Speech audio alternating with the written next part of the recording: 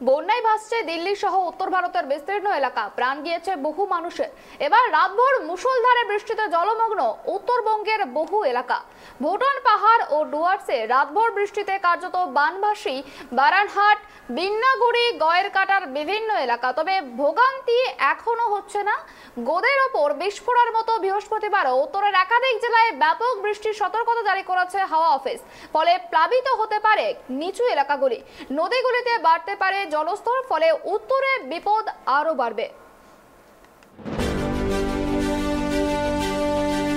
জলপাইগুড়ি জেলা জুড়ে চলছে অবিরাম ভারী বৃষ্টি।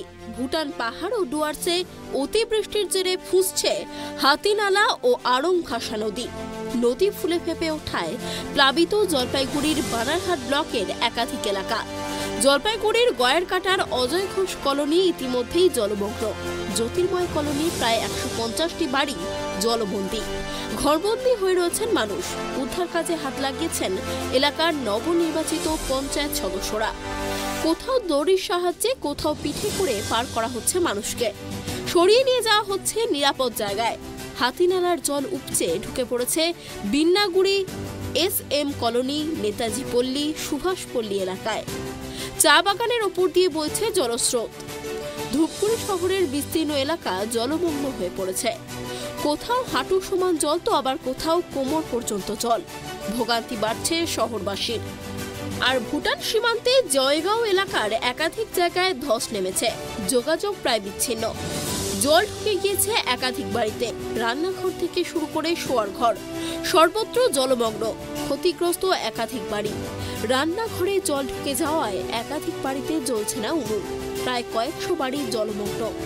লায়ন্স ক্লাব বিন্নাগুড়ির তরফে শুকনো খাবারের ব্যবস্থা করা হয়েছে। এমনকি প্রশাসনের তরফে পুরো বিষয়ে নজরদারি চালানো হচ্ছে। ইতিমধ্যেই জলমগ্ন এলাকাগুলি পরিদর্শনে যান তৃণমূলের জেলা পরিষদের বিজয়ী প্রার্থী সীমা চৌধুরী। যেমন দেওয়াল ভেঙে জল বের করে দিতে হয়েছে। মোটামুটি কতগুলো বাড়ি এখন জলমগ্ন অবস্থা রয়েছে? জলমগ্ন অবস্থায় দুটো জায়গা নিয়ে প্রায় 3.5 থেকে 4,000 বাড়ি জলমগ্ন। মানে এই ব্যবস্থা নিচ্ছেন আপনারা প্রশাসনের তরফ থেকে? প্রশাসনের তরফ থেকেও যেমন বানারহাট থেকে পুলিশ স্টেশন থেকে এসেছিল, বিনাগুড়ির যিনি ওসি আছে, এবং আমরা নিজেরাও সেখানটায় গয়েরকাটাতে ড্রাই ফ্রুট যাতে বাচ্চারা না খেয়ে থাকে, কোনো বড়দেরও যারা অসুস্থ আছে সেখানকার পাবলিক এবং আমাদের ছেলেরা প্রচণ্ড সহযোগিতা করছে। ছোট বাচ্চা যারা বয়স্ক আছে তাদেরকে সরিয়ে দেওয়া, বিনাগুড়িতে এসেও দেখলাম সেটাই সবাই মিলে করছে।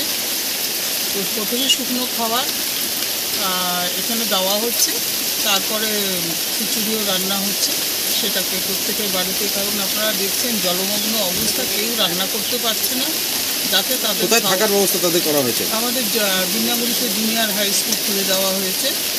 কারণ জুনিয়র হাই স্কুলের পেছনেই একটা আদিবাসী মহল্লা আছে, তাদের বাড়ি ব্যবস্থা খুব করুন।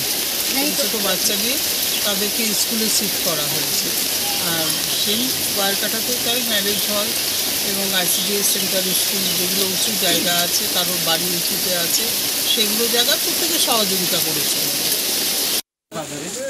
हम लोग ने सुना कि यहाँ पर कुछ मतलब कि बाढ़ टाइप में आ रखा है, सुबह का नाश्ता घर वाले बना नहीं पा रहे हैं, तो उसके लिए हम लोग जितना हो सके लायंस क्लब की ओर से हम आए हैं यहाँ पर कुछ हेल्प करने, जितना हो सके लायंस क्लब की ओर से। क्या क्या दे रहे हैं हम लोग यहाँ पर बांट रहे हैं, चूड़ा बांट रहे हैं, मूढ़ी बांट रहे हैं, गुड़ बांट रहे हैं, और साथ में दूध का पैकेट बांट रहे हैं, बिस्कुट बांट रहे हैं।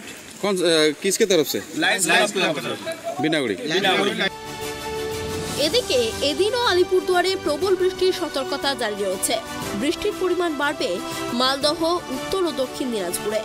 দার্জিলিং থেকে উত্তর দিনাজপুর সব জেলাতেই ভারী থেকে অতি ভারী বৃষ্টির সতর্কতা জারি করেছে আলিপুর আবহাওয়া দপ্তর। পার্বত্য এলাকা সহ উপরের জেলাগুলিতে ভারী থেকে অতি ভারী বৃষ্টির পূর্বাভাস রয়েছে। তবে কাল থেকে বৃষ্টির পরিমাণ কমবে উত্তরবঙ্গে, এমনটাই জানা যাচ্ছে। জলপাইগুড়ি থেকে সুরজিতের রিপোর্ট, ট্রাইব টিভি।